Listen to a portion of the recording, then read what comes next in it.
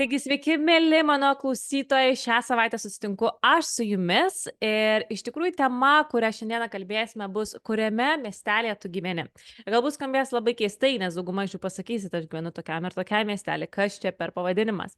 Ir būtent nusprendžiau kalbėti apie šią temą, nes skaitau knygą, kurią nusipirkau oro uoste ir žinot, kai būna toks ženklas, kad tu nueini į knygyną ir tau tiesiog ta knyga baksnojasi, tau tiesiog į akis, kad tu turi ją nusipirkti, tu ją turi įsigyti.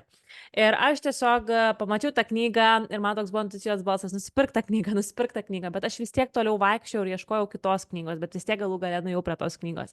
Ir šita knyga yra Tomo Eriksono, kuri vadinasi Apsuptas nesėkmių ar apsuptas iššūkių, angliškai Surrounded by Setbacks. Ir iš tikrųjų man šita knyga pačiai labai stipriai rezonuoja šiuo metu. Ir tuo pačiu metu žinau, kad rezonuos ir mano klausytojams, ir mano komandos nariams, visi, kurie manęs galbūt klausote, nes tai yra kažkas, ką kiekvienas iš jūsų turit paskaityti. Tai tikrai labai nuoširdžiai rekomenduoju patiems įsigyti šitą knygą. Bet būtent šiandien noriu pakalbėti apie šios knygos skyrių, kuris yra būtent apie tai, kad yra du miestai, du miesteliai, kur dauguma žmonių gyvena. Ir pavadinimai šių miestelių yra tokie: Viskas vėliau. Ir kitas miestelio pavadinimas Laimėtojų miestelis. Tai aš tiesiog duosiu jums kelis pavyzdžius ir aš žinau, kad daugelis iš jūsų gyvena Laimėtojų miestelį, nes jūs klausot šito podcasto, tai visų pirma, jūs investuojat laiką į saviugdą, į darbą su savimi, tai jūs norit, nenorit, esate tame miestelį, bet aš žinau, kad padės daugam atverti akis, kodėl taip yra, ar kodėl kiti žmonės galbūt pasirenka kitaip gyventi, ar kitaip į viską žiūrėti. Ir aš tikrųjų manau, kad surezonuos šiek tiek ir jums. Tai visų pirma, kas gyvena tame miestelėje, kur viskas yra vėliau. Ten yra žmonės, kurie turi idėjų, kurie irgi nori kurti verslus, kurie nori daugiau išgyvenimo, kurie galbūt nori atidaryti kažką. Jie turi daug idėjų, bet jie visada pasako taip. Rytoj tai padarysiu, kitą kartą padarysiu, nenoriu dabar. Ir jie tiesiog palieka tas idėjas kažkada kažkuriam laikotarpiui. Tai viskas pas juos yra vėliau, kitą dieną, kitą savaitę, kitą mėnesį. Tai galbūt jūs sutiksit savo rate tokių žmonių, kurie galbūt yra iš tikrųjų labai kūrybingi iš savęs ir jie turi daug idėjų, daug norų, daug visko, bet jie nesiema veiksmų. Tai tie žmonės iš tikrųjų gyvena tame miestelį, angliškai sakant, later while. Ir tie žmonės taip pat ką renkasi daryti, jie atidirba savo darbus, jie grįžta namo po darbo ir, žodžiu, įsijungia televizorių, atsidaro vyno taurę, vyno butelį, atsidaro alaus, žodžiu, bonką, taip sakant, liaudiškai, ir tiesiog savo stumia laiką vakare žiūrėdami televizorių, neapsikraudami, nes jie tiesiog sunkiai tą dieną dirbo, ar ne? Ir be abejo, jie nori nedirbti, jie nori tiesiog greičiau sulaukti pensinio amžiaus, kad greičiau visą tai prastumti ir kai turėsiu pensinį amžių ir galėsiu daryti, ką aš noriu ir man nereikės dirbti. Jie to nori, ta prasme, bet jie nieko nedaro, kad kažką pakeistų. Taip pat jiems yra per brangu investuoti savo sveikatą, nusipirkti kokybiškus papildus ar nusipirkti kokybišką maistą, kaip pavyzdžiui, rinktis maistą, kuris yra sveikas maistas galbūt kainuoja brangiau negu kokie nors pusfabrikačiai ir panašiai. Tie žmonės geriau išleidžia pinigus ant kažkokių kokteiliukų, ant kažkokių tai alkoholinių gėrimų, ar galbūt net nusipirka kažkokią mašiną tam, kad nustebinti kitus žmonės, kad pasirodyti savo kaimynui, pažiūrėk, kokią mašiną aš turiu, ir pasirodyti savo giminaičiui. Galbūt jie iš visų paskutinių nori pakelti tokias vestuves, kad visi žmonės sakytų, wow, nors iš tikrųjų jie gal neturi tiek finansų, arba jie pasiema netgi paskolą, kad galėtų tas vestuves palikti įspūdingas kitiems žmonėms. Bet tie žmonės neinvestuoja laiką į seminarus, į podcastų klausimus, į važiavimus įvairius renginius, konferencijas, kurie gali išmokti naujų įgūdžių, gali susipažinti su kitais žmonėmis. Tai visi tame miestelėje gyvena, kurie tiesiog eina į darbą, nieko nedaro su savimi, nedirba su savo mąstymu ir jie tiesiog taip eina diena po dienos ir tiesiog meldžiasi, kada ateis pensinis amžius. Tai ar turit rate tokių žmonių? Aš iš tikrųjų, kai skaičiau iš tos knygos skyrių, tai man tikrai buvo šypsena ne vienu metu, būtent apie tai, nes iš tikrųjų tikrai daug teko sutikti tokių žmonių. Ir kitas dar dalykas, kad tie žmonės, ką jie daro labai dažnai, tai jeigu kažkam pasiseka, ne tai, kad pasiseka, bet kažkas turi, nežinau, kažkokį kitokį gyvenimo būdą, galbūt jis nedirba, galbūt jis dirba online, galbūt jam nereikia eiti kažkokią fizinį darbą. Labai dažnai tie žmonės sakys, tam žmogui tai pasisekė, tam žmogui tai yra kažkaip geriau, tas žmogus ten turi tą ir tą, tam žmogui yra būtent taip, o man yra taip, nes man yra taip. Tai jiems atrodo, kad jeigu kažkas turi kažką daugiau ar gyvena kitaip, jiem tiesiog kažkaip pasisekė. Labai dažnai jie net nepasidžiaugs už tą žmogų, bus kažkoks tai pavydas, galbūt kažkokios apkalbos ir taip pat jie susitikę su žmonėmis, labai dažnai, kurie gyvena tame miestelėje, čia aišku, kurie įsivaizduojami miesteliai, ar ne, jie susitiks su draugais ir jie apkalbinės kitus žmonės, jie nekalbės apie kažkokias vizijas, jie nekalbės apie kažkokius tai idėjas, kaip jie gali patys progresuoti, kaip jie gali patys pasikeisti ir panašiai.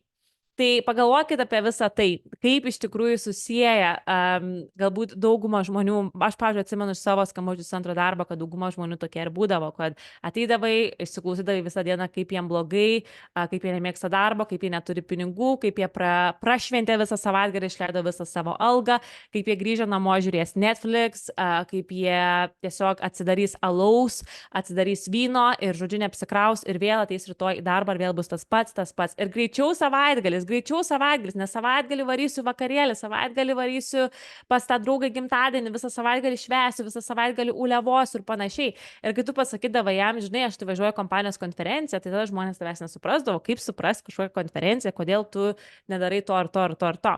Tai yra kitas miestelis, kur aš tikiuosi, kad jūs, mėlyjeji, gyvenate, nes jūs klausote šito podcasto. Tai yra laimėtojų miestelis, Winnervale. Ir čia žmonės susirinkę yra tie, kurie dirba su savo mąstymu, tie, kurie klauso Saviugdos podcastų, tie, kurie skaito įvairias knygas, vyksta įvairius seminarus. Jie supranta, kad vienintelis būdas pakeisti kažką savo gyvenime yra dirbti su savimi. Ir būtent šiame mieste jūs sutiksite daug verslininkų, daug žmonių, kurie galbūt turi laisvę, galbūt turi įvairias investicijas, bet tuo pačiu metu ir sutiksite žmonės, kurie turėjo labai galbūt daug iššūkių gyvenime, bet jie vis tiek atsistojo ir ėjo toliau ir darė, kad jie pasiektų tai, ką jie pasiekė. Tai nebūtinai tai yra žmonės, kurie tiesiog yra verslininkai, bet tai gali būti netgi ir seselė, kuri prarado viską, prarado savo šeimą, savo namus, bet jinai toliau kabinosi ir ėjo ir dirbo tam, kad jinai galėtų investuoti į kažką, kas jai leistų susikurti pasyvias pajamas. Tai čia būtent tokie žmonės susirinkę, kurie prisėmė atsakomybę už savo gyvenimą ir vietoj to, kad būti aukos vaidmenį, jie pasakė, kad aš prisiemu atsakomybę ir aš darysiu tai, ką aš turiu daryti, kad tai pakeis, kad iš to išeiti. Ir nesvarbu, kokio jie situacijų buvo.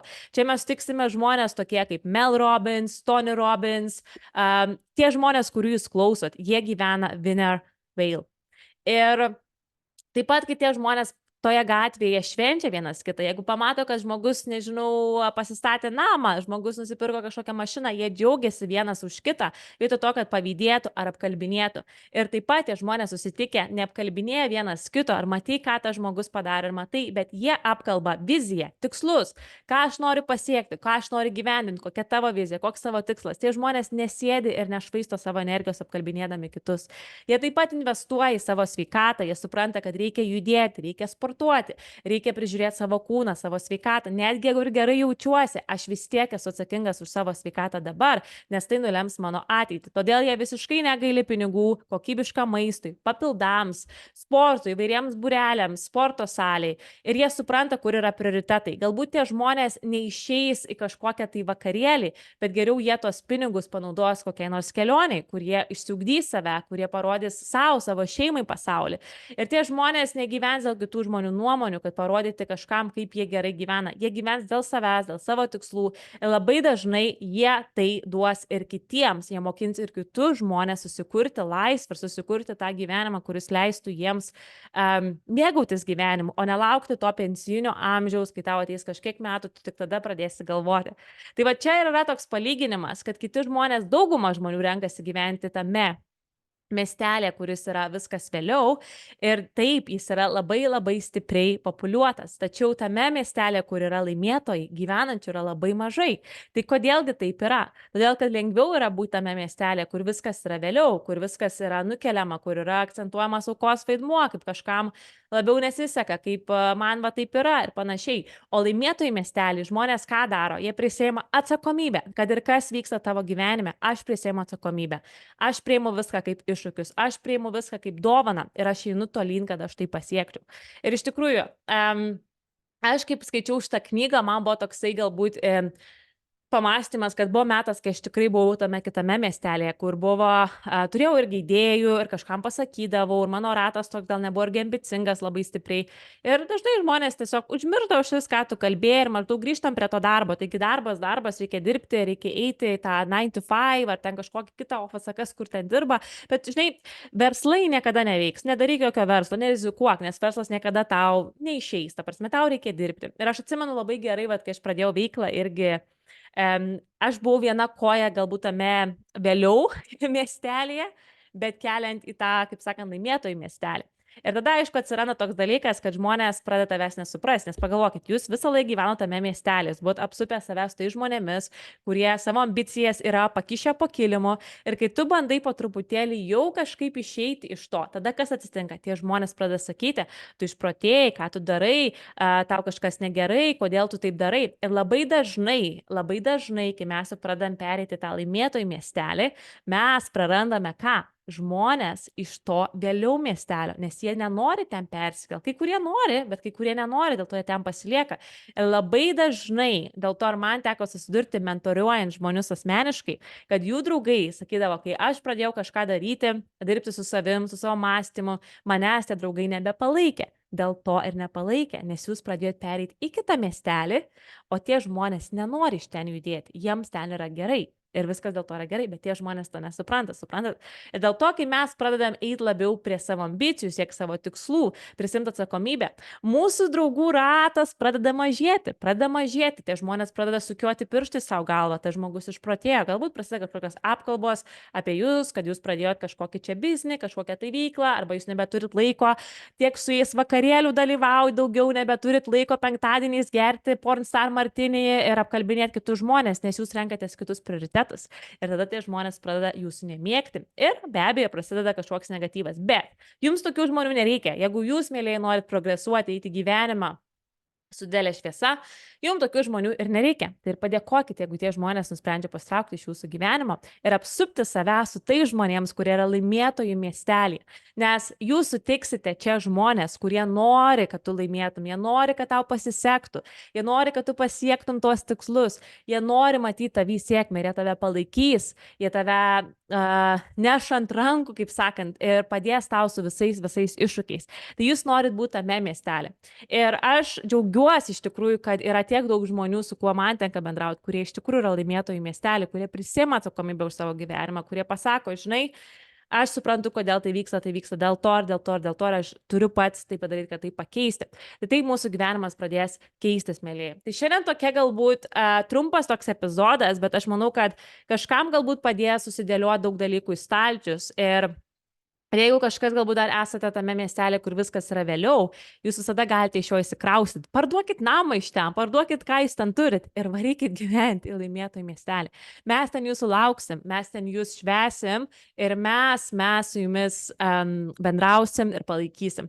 Tai tikrai rekomenduoju sakyti šitą knygą, nes žinokit, tikrai labai gera knyga. Jeigu jūs galvojat, kad iššūkiai pas jūs yra įvairūs gyvenime, arba jūs galvojat, kad kažkas jums nesiseka, kažkas jums neišeina, kaip ir kalbėjau prieš porą savaičių, ar ne, epizode, kad mes iš tikrųjų visada būsim testuojami, mes turėsime iššūkių iš visatos, mes turėsime iššūkių pažiūrėti, kaip mes reaguojam, kaip mes to susitvarkom, tam, kad mes būtumėm apdovanojami to, ko mes norim. Ir kartais iš tikrųjų tai, ko mes norim, iš tikrųjų nėra tai, ko mums reikia.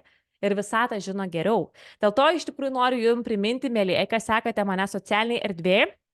Oficialiai paskelbiau, kad kovo 23 dieną, 1 valandą Lietuvos laiku organizuoju pirmąjį šios tinklalaidės podcastą, ne podcasto seminarą, kuris truks apie gerą valandą laiko ir viskas bus susiję apie kontrolės paleidimą. Kaip paleisti kontrolę, kaip būti ramesniam siekiant savo tikslų, kaip suprasti, kad viskas vyksta su priežastim ir paleisti visą tą norą kontroliuoti. Tai iš tikrųjų bus seminaras būtent apie tai. Pasidalinsiu ir savo asmeninę patirtimį, pasidalinsiu ir kitų mentorių patirtimi, kurių aš klausau ir per paskutinius 6 metus mano kelionė, kaip aš galėjau pasiekti tai, ką galėjau pasiekti. Iš tikrųjų, daugelį atvejų paleidžiant kontrolę ir tikint visatą, kad visata turi mano užnugarį. Tad labai kviečiu jūs prisijungti. Tai yra visiškai nemokamas seminaras, jums tiesiog tai reikia užsiregistruoti, bet tam, kad jūs gautumėt nuorodą, jums reikia užsiregistruoti. Tai dar kartą noriu priminti, jūs galite mane rasti socialiniuose tinkluose Agnuela arba Agnuela podcastas Instagrame. Labai rekomenduoju sekti būtent Agnuela podcastas, nes tenais aš dalinuosi informaciją susijusiu su šituo podcastu ir su visais seminarais. Ir tikrai turiu labai daug idėjų, kaip aš matau šitą podcastą, nes mūsų bendruomenė stipriai auga. Ir ta bendruomenė galbūt jums atrodo, na, aš neturiu bendruomenės, aš čia klausau tavo podcast'o, bet daug žmonių klauso tą pačią podcast'o, tai mes esam bendruomenė. Bendruomenė yra žmonės, kai daro tą patį, kai turi tą pačią intenciją. Mes visi esam laimėtojų miestelį, mes jame norime gyventi, dėl to šis podcast'as ir yra. Ir mano tikslas yra suvesti jūs kaip bendruomenę. Dėl to aš ir noriu pradėti vesti ir seminarus, ne tik tai podcast'ą, kur mes galėsim labiau gvildenti ir padėti jums iš tikrųjų